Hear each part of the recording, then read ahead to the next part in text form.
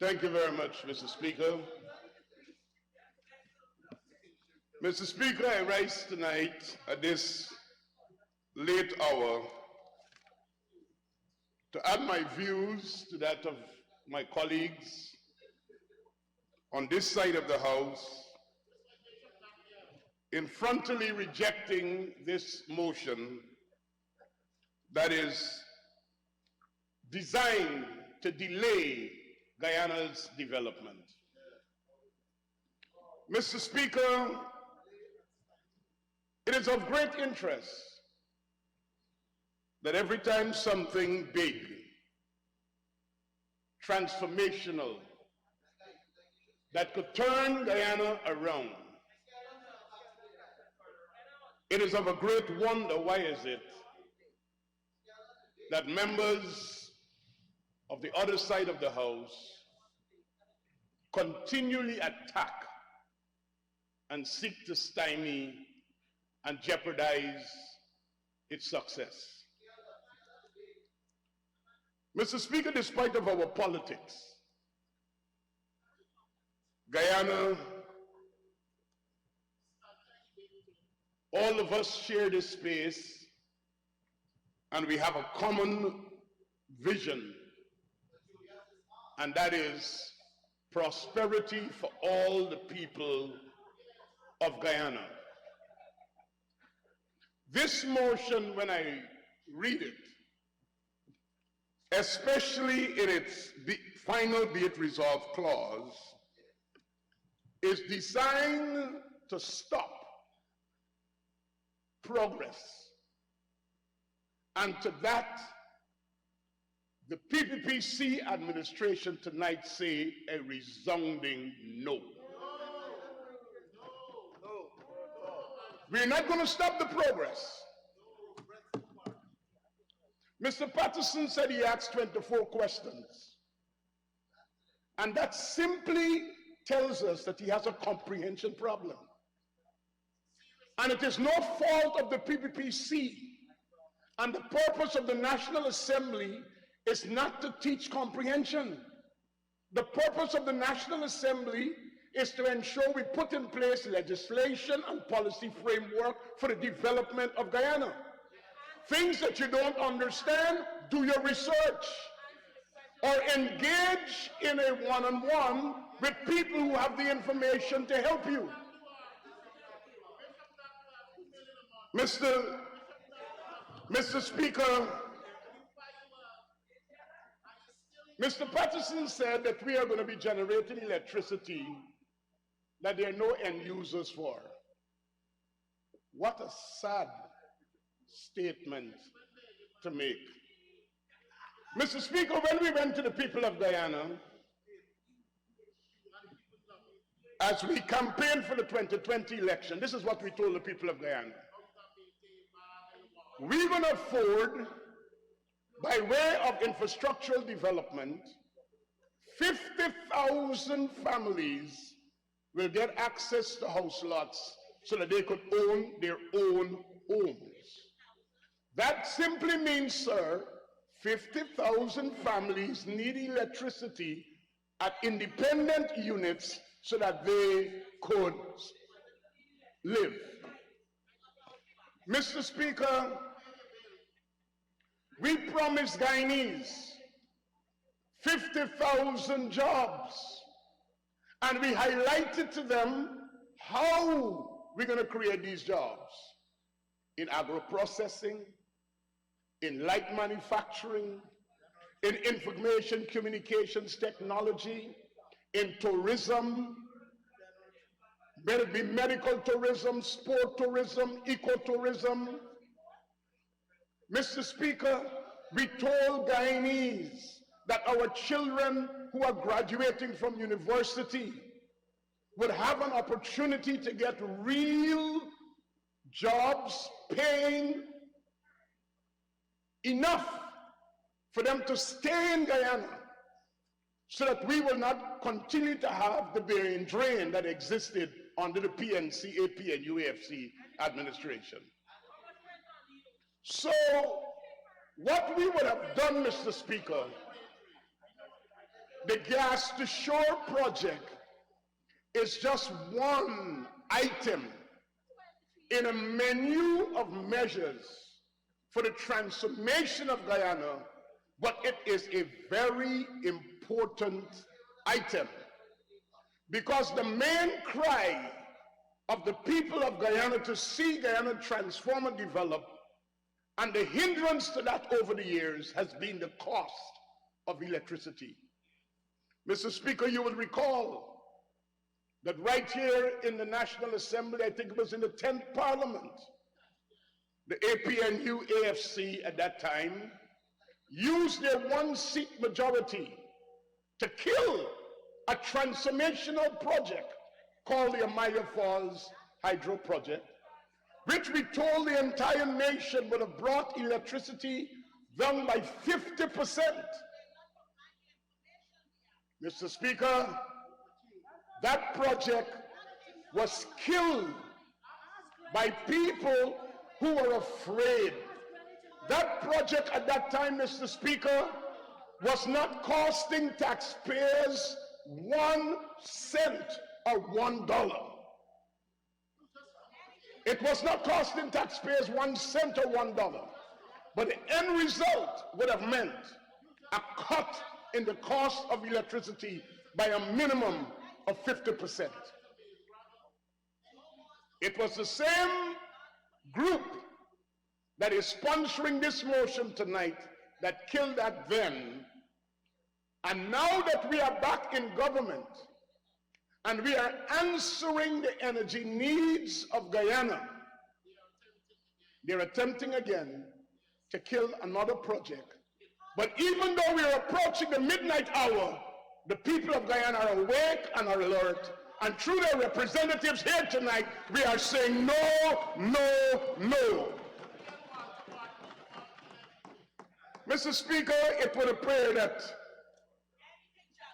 this newfound language of consultation and studies is a language that is being used in such a manner as to create suspicions about things that are going to bring benefit to Guyana. So the language is often, we need more consultations and we need more studies. Mr. Patterson, the honorable member, the mover of this motion, said tonight that the gas to shore project is around since 2016. But this is 2022. We took office in August 2020. What did he do from 2016 to 2020? While he was busy shopping at King's Jewelry World, we were busy planning for Guyana's development. So when we came to government, we hit the road running.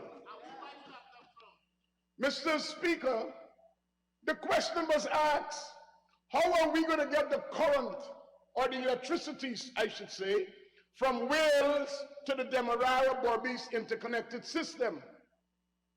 If the honorable member was listening, as part of Guyana's transformation and development, we are building a 4-lane, high-span bridge across the Demerara River, and that bridge will have a utility corridor attached to it. So your question is answered, Mr. Patterson. And of course, we're not hearing anything about studies and feasibility on the new Demerara Harbor Bridge because we know that has a history. And that will raise all kinds of red lights in this house tonight, because studies and bridges and studies and feasibilities, we know it ended up at the Public Procurement Commission and the report is in the National Assembly. Mr. Speaker. Honorable Member, Ms. Minister McCoy. Go ahead, Minister. Mr. Speaker,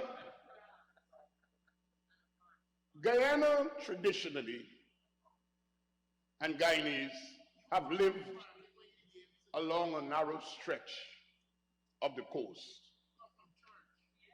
And it has served us well. But we have come to government with an understanding, sir. Not only are we going to develop the hinterland, but we are going to expand our development even in the coastland. So what are we doing? We are going to be building a new 4-lane highway from Schoonard to Parika, which is going through the backlands. Mr. Speaker, that will open lands for housing, manufacturing, agriculture, agro-processing. All the people in that area will need electricity. Mr. Speaker, we are advancing our tourism product. We have publicly said we want Guyana to be a convention destination, and we must have a stock of at least 2,000 rooms. These hotels and businesses that we're talking about, you know what is the major hamburger to their development? They have to invest in redundant power. Significant sums of money have to be invested in redundant power. Every major business in Guyana, significant sums have to be invested in redundant power. What we are talking about here is ensuring we have reliable, cheap electricity to ensure that we support Guyana's transformation, modernization, and to bring about prosperity for all the people of Guyana. And we will not allow this pessimistic, grandstanding, nitpicking, fault-finding, finding a few opinion makers who are myopic and unable to see. They are trapped with tunnel vision and they're unable to see straight. We're not going to allow that to hinder our development. So, Mr. Speaker, the first thing I want to highlight is that the Gas to Shore project is not a standalone project. It is situated in the wider developmental objectives of this PPPC administration. And it's part of getting Guyana to where she should have been a long time ago. Had it not been for actions that botched efforts that were made before, we would have been way ahead of our game at this time. And we know where the blame for that should be laid. Mr. Speaker, the second thing I want to highlight. Mr. Patterson, the honorable member, is making Wales as if it is a place that nobody should go or no investment should take place. And I've noticed carefully, Mr. Speaker, that he says the gas pipeline, the best corridor, should be between Mahaika and Rossignol. And I wonder if this motion tonight is to get a particular objective met.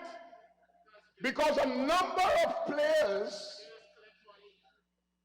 started their land grab in that very same corridor. And I'm wondering aloud, Mr. Speaker, if the intent, having gotten the land, and you have to land the pipeline, was to bring a windfall to people who were prospecting and insider trading because they had special interest in what was happening there. I'm just wondering aloud, Mr. Speaker. Just wondering, just wondering. Maybe Mr. Patterson will be able to advise. Mr. Speaker, the other thing that I want to clarify, I would like the honorable member, the move of this motion tonight, to definitively tell the people of Guyana if the APNU AFC had at all any interest in using gas to create energy to ensure we have reliable electricity in Guyana. Were they planning to do it? And if they were planning to do it, tell us where they were bringing the pipeline. Because the suggestion that is being made here is that we should stay in the mode of studies and feasibilities and consultations and discussions. We have been there since 2016. This is 2022. But you know something, Mr. Speaker? I heard the honorable member, Ms. Annette Ferguson, speaking about failed projects. All right. The only person who never made a mistake is the person who did nothing. The only person who never fell is the person who never rode a bicycle. The only woman who never got burned in the kitchen is the one who never cooked. So, let's talk about the APNU AFC record. We left them with a project under Mr. Patterson and Ms. Ferguson, honorable members, to complete the Sheriff Mandela Avenue. We came back into office in August 2020. The project was not moving. They had it from 2015. We came back in 2020. It was not moving. A failure. We left them the Cherry Jagan International Airport. They amended the contract, reduced the footprint. We got less and paid the same amount of money. That is their record. You know what?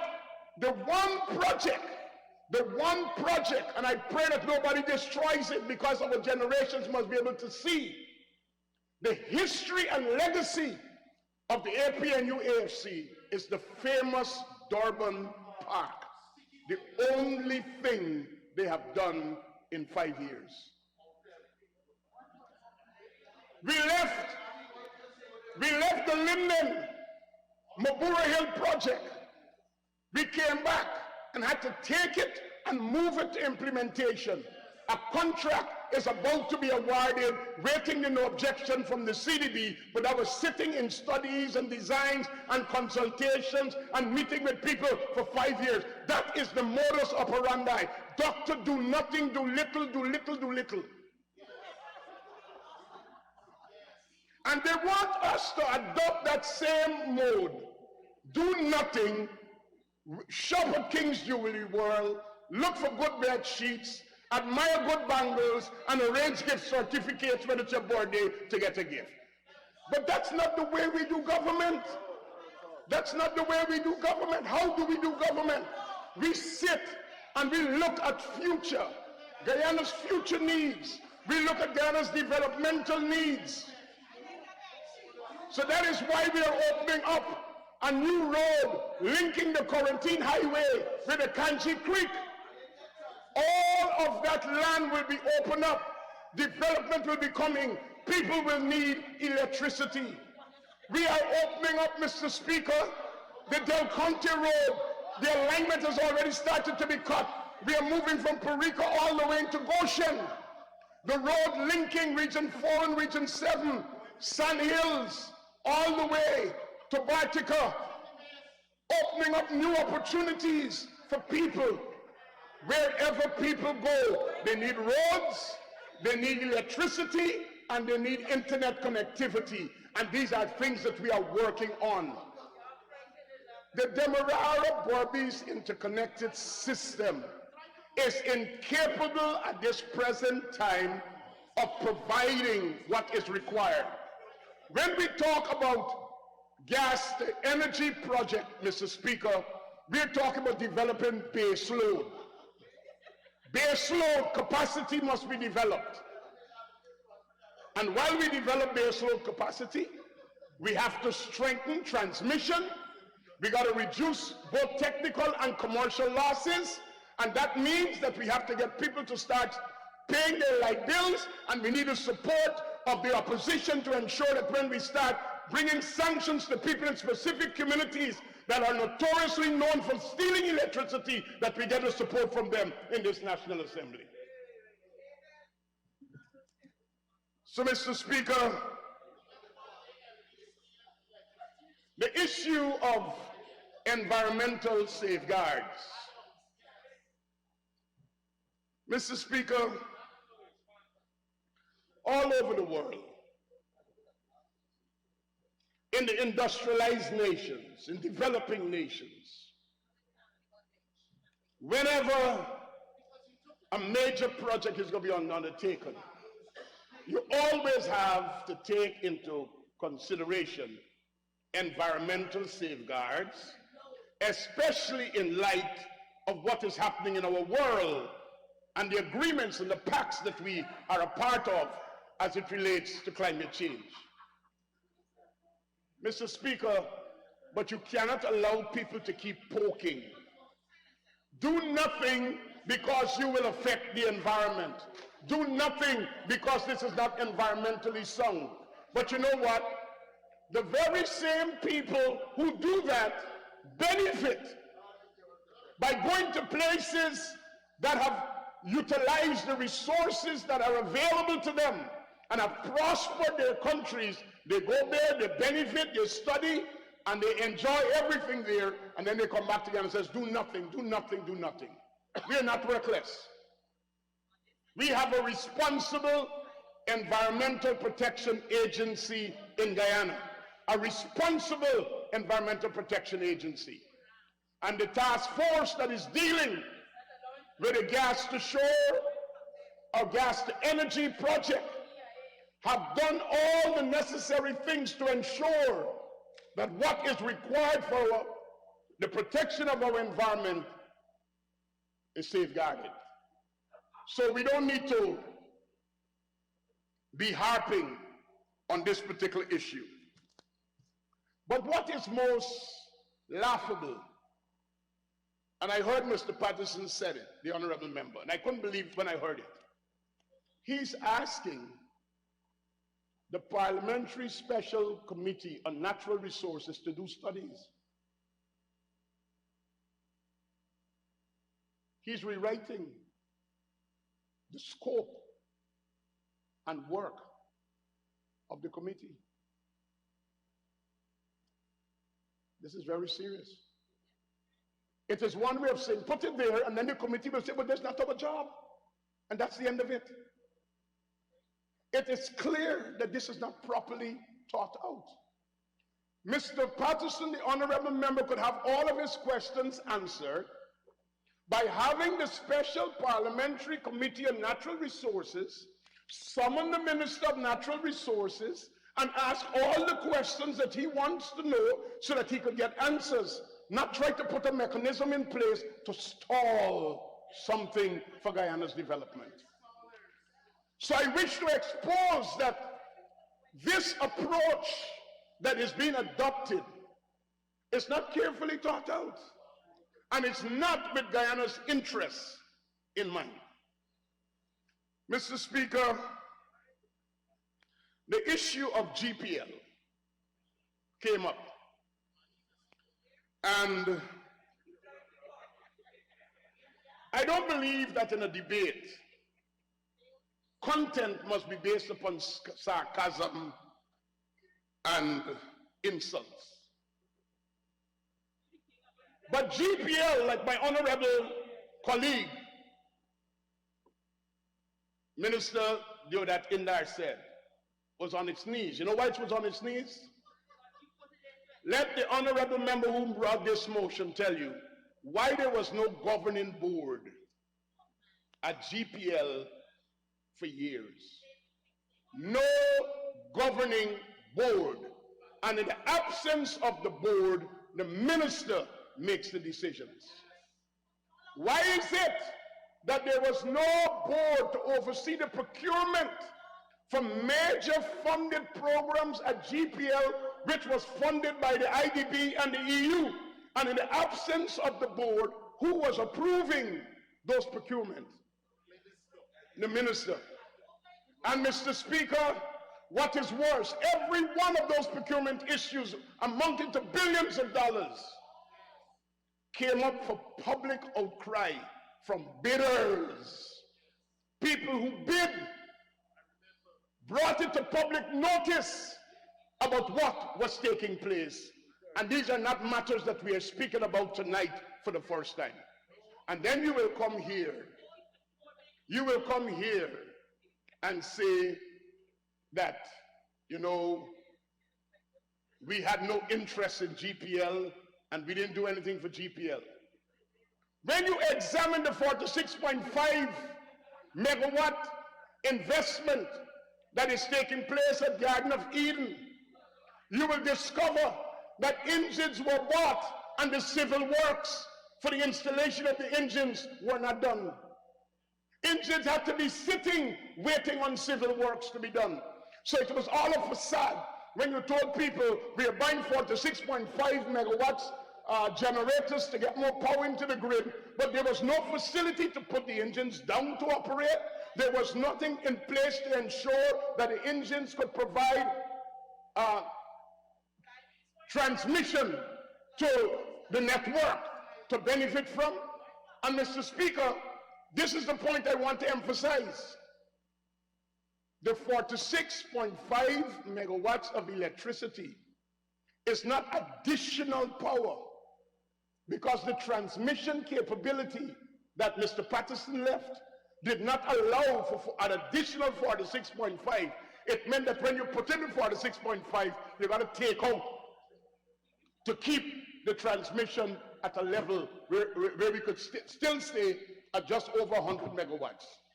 We need more than 300 megawatts of electricity to provide reliable, renewable, and cheap electricity.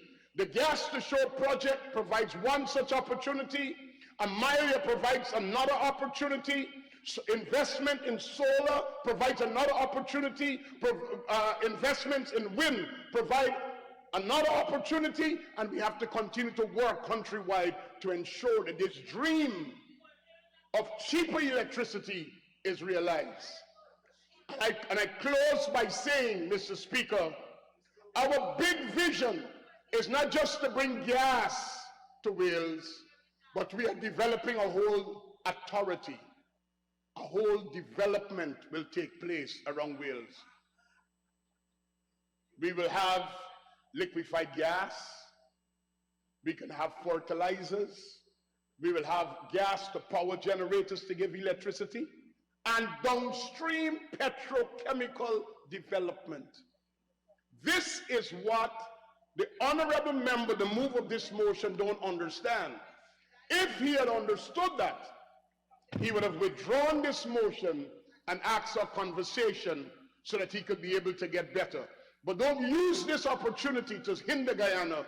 We say yes to progress and no to anything that is seeking to stop Guyana's development. Mr. Speaker, I thank you for the opportunity.